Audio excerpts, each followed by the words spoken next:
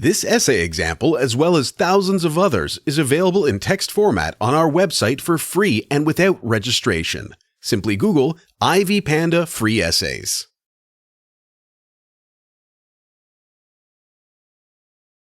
Hamlet, the fabled Prince of Denmark, is arguably the most enigmatic character in all of William Shakespeare's plays. One of his trademark characteristics is his belief that women are vastly inferior to men in society, an attitude that existed during the Elizabethan era in which Shakespeare lived. Hamlet's overall attitude towards women can be described in three parts. Firstly, Hamlet hates women. The person totally responsible for spawning such feelings of hatred in him is his mother, Queen Gertrude. The event that gives birth to his hatred is Gertrude's marriage to her brother-in-law Claudius very soon after the untimely death of her husband, King Hamlet. To Hamlet, who loved his father very much, this act is near sacrilege. His devastation is exacerbated when his father's ghost reveals to him the truth behind his murder at the hands of the man who is now his mother's new husband. Hamlet reveals his attitude to Gertrude by enacting the Mousetrap show in Act 3, Scene 2, where the king is murdered by poison poured in his ear, and his murderer goes on to seduce the queen who capitulates to his charm, an exact replica of the real-life events surrounding the death of Hamlet's father. When his mother summons him to her room after the play, Hamlet makes up his mind to be brutally frank with her while at the same time not relinquishing his self-control. "I will speak daggers to her, but use none." Hamlet reveals his attitude to Ophelia by harshly telling her that while he once loved her, those feelings have now vanished. When Hamlet meets her early in Act 3, while Claudius and Polonius eavesdrop behind a tapestry, he flies into a rage, bitterly denouncing women in general for misleading men by applying makeup to look prettier than they actually are, adding that women are liars who do not deserve to be allowed by marrying. The stunned girl can only numbly conclude that her lover has become insane. Oh, what a noble mind is here overthrown. Hamlet's second attitude is that he has a very low opinion of women. He is convinced that women are morally corrupt and, therefore, not trustworthy. He reveals this attitude to Gertrude in Act 3, Scene 4 when she scolds him for offending Claudius by enacting the mousetrap. Hamlet turns on her furiously, saying it is she who has offended his father by getting married to Claudius, and vows to make her totally aware of the enormity of her sinful action. "You go not till I set you up a glass, where you may see the inmost part of you." In the same scene when Hamlet kills the hidden Polonius, Gertrude denounces it as a rash and bloody act.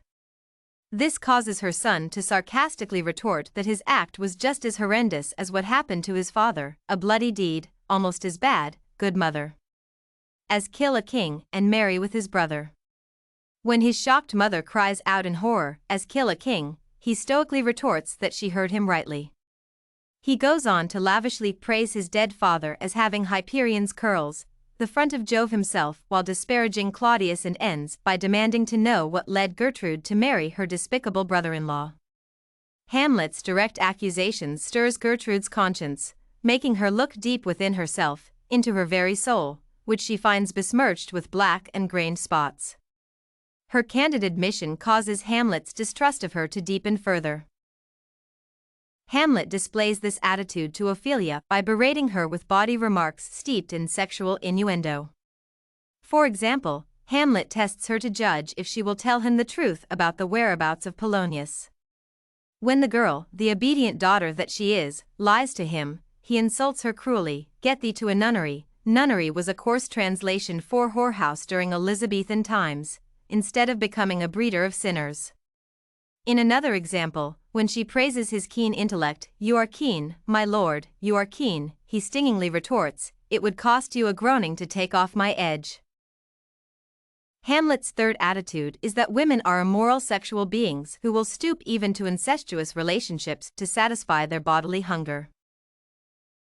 Hamlet believes his mother has committed incest by marrying her husband's own brother. To him, this act shows her shallow morality that is superseded by the great need for selfish personal sexual gratification. Gertrude never considers that Hamlet would be feeling sad and lonely after the death of his father and needed his mother to share his sorrow and comfort him during the mourning period. Hamlet forces her to realize starkly that he considers her act of marrying Claudius both incestuous and adulterous. He chides his mother for deviating from morality, urging her to mend her ways. Go not to my uncle's bed. Assume a virtue if you have it. Gertrude's simple-minded response, "What shall I do?" infuriates him further, as it denotes she is only thinking of her physical desires, wondering how to appease them if she follows her son's advice. As it is, Hamlet was earlier furious at his mother's nonchalant reaction to the role of the queen in the mousetrap. Gertrude opined, "The lady doth protest too much, methinks," meaning that in actual life, a widow would naturally want to get married again. Although he does not openly accuse Ophelia, it is highly possible that Hamlet is aware of the incestuous feelings her brother Laertes harbors towards her. He would surely have heard and understood the frequent remarks steeped in sexual innuendo that Laertes directed at Ophelia. It is very likely that a significant part of Hamlet's animosity towards Ophelia stems from a suspicion that she either caused such incestuous feelings to develop in Laertes or did not do enough to discourage such feelings, or worse still, exacerbated such feelings by engaging in incestuous sexual acts with her brother. Hamlet's hostile attitude towards women is evident in his condemnation of women in general. Frailty, thy name is woman, in Act 2. His attitude affects his relations with the two most important women in his life, Gertrude and Ophelia, so much that it depresses him and makes him frequently think about committing suicide. To be, or not to be, that is the question. This essay on Hamlet's attitude toward women in Shakespeare's Hamlet was written and submitted by a student just like you. The Ivy Panda Samples database hosts thousands of works similar to this one, on various subjects. Visit ivypanda.com to find what you are looking for, free of charge.